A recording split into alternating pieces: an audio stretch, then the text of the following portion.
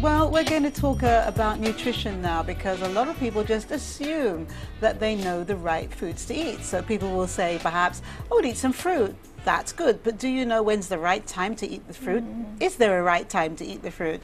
Do you know which fruits are more likely to make you feel healthier, or fruits that make you feel tired? I don't know whether that happens, whether that doesn't happen. We just have all these assumptions about the things that we should eat. Now, I want to be guided by you, Marie. When we look at nutrition, well, here we are. These are nice, they all look lovely and healthy. So what part does vegetables and fruits play in our diets? A very good part. They have lots of antioxidants, and fruit and vegetables are very, very good for you. But what people have to understand about fruit and vegetables, if you understand the glycemic index, for some people a fruit is like manna from heaven. For somebody else who's diabetic or who doesn't handle sugar very well, some fruits are not very good for them. So you have to find which fruits are going to work for you. I personally eat very little fruit, because when I'm trying to cut down on sugar, I eat very little fruit, and I pick particular things that have got less sugar, like maybe a kiwi or an apple, opposed to a mango, although I love mangoes, but I would not overload on a mango. What about bananas, ripe bananas? Are they fattening? I don't think bananas are fattening. I think it's how many bananas you're going to eat that would make you feel full. I don't think they're fattening. They do have sugars, and people always think bananas are fattening, but I think, what do they put with the banana? People put a shake and they have the milk, that's and what makes it. put the bananas in, and then they say the banana's fattening. And so really the banana wasn't fattening, it was the other things that went around the banana that was fattening. Just like you have a salad and then you put the, the mayonnaise, the salad's not fattening, but so the ice cream kind of negates with, with the banana. Yeah, banana split, ice cream, syrup, yeah. Okay, look at this wonderful food. See, for me, I have a problem with saying bad eating and good eating. I just think that people can't be deprived of things, but they have to make choices. For me, over the years, I have pretty much, I would say, eliminated everything in that picture off my diet. But it didn't happen overnight. But sometimes if I'm somewhere and I want to have some French fries, I'll have some French fries. But it's not the staple of the way I eat. But the picture you show there, so for some people it might be the staple of the way they eat on a daily basis. And that's a problem, because we have now more processed foods, GMOs, all kinds of things going on with our food that we don't really know about. So where you think something is healthy, it may not be as healthy, even from the apples to the chemicals that are sprayed. So actually, if you had to think of eating, you'd think, I can't eat anything, because nothing's really healthy.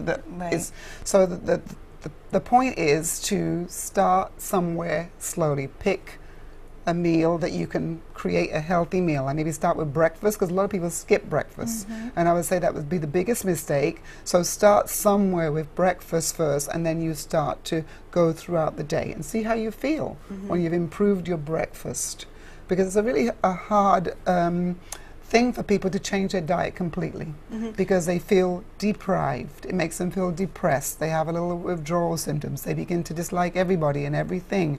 It's not a happy thing.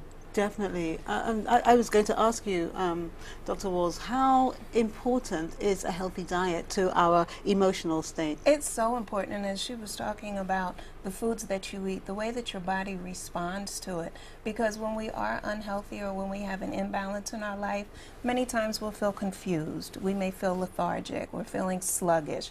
We may feel tired. We have difficulty waking up. So the foods that we eat obviously have an impact on the way that our body functions, but also on the way that our mind functions as well. Many times people will suffer from depression.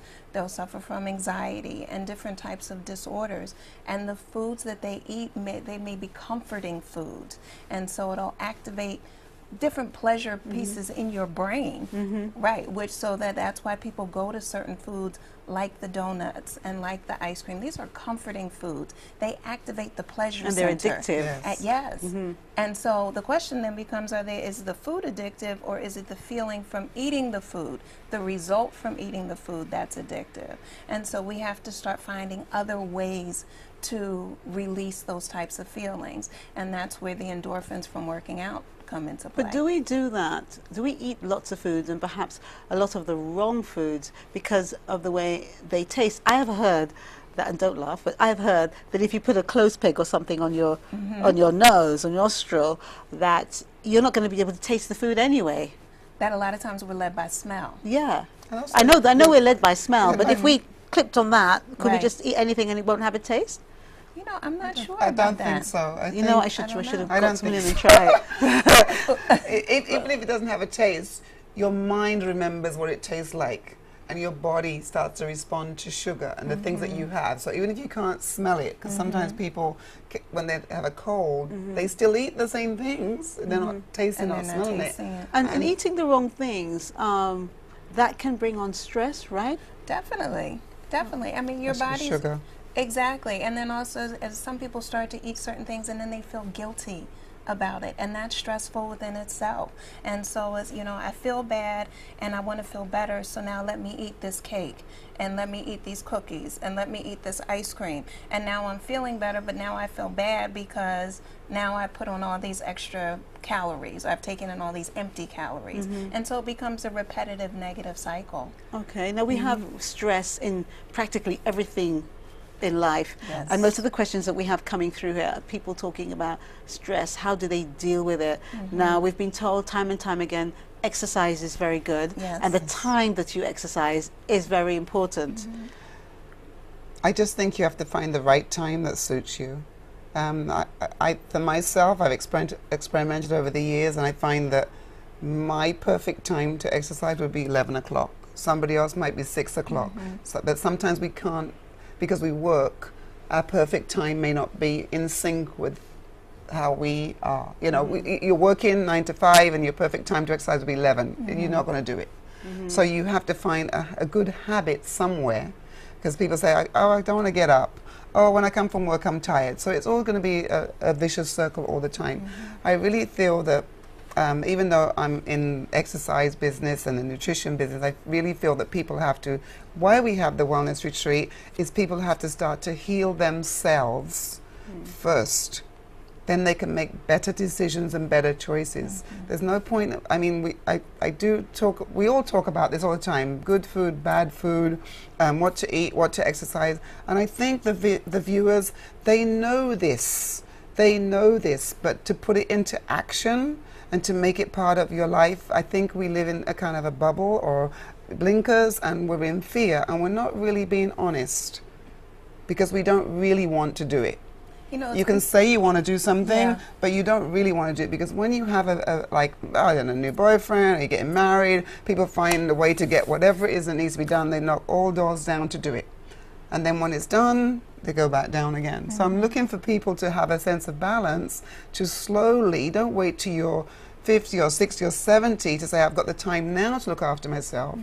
Do it in little increments. It takes time. I'm not saying get rid of, I mean, I love ice cream. You don't get rid of ice cream, don't get rid of everything. But you can have a little bit of everything, because that's what life is about. Joyous, and with family and friends, you eat together. You can't be the food police all the time, but you have to really take a look at yourself. You do have to take a look at yourself. And also, as we talk about exercise, it's important to know what type of exercise works for you. So for some people, running is great. For some people, swimming. For some people, yoga. For some people, Pilates. So you have to figure out what's going to work for you, because if you tell me, oh, I need to run 7 miles, I'm going to be like, okay. And I'll still be sitting here on the couch with you. Right. But if you tell me I can walk 7 miles, I'll get up and walk. Or if you tell me I can swim several laps, I'll get up and do that. So we have to identify what works for you. Okay, Yeah, and I great. think, yeah. All right. Well, we're going to go to the break, but as soon as we come back, we'll open the phone lines in case you have a question or you have a comment that you'd like to share with us. You know the details. You know how to get in touch with us. So after the break, we'll take your calls and we'll ask some of your questions. So we'll see you soon.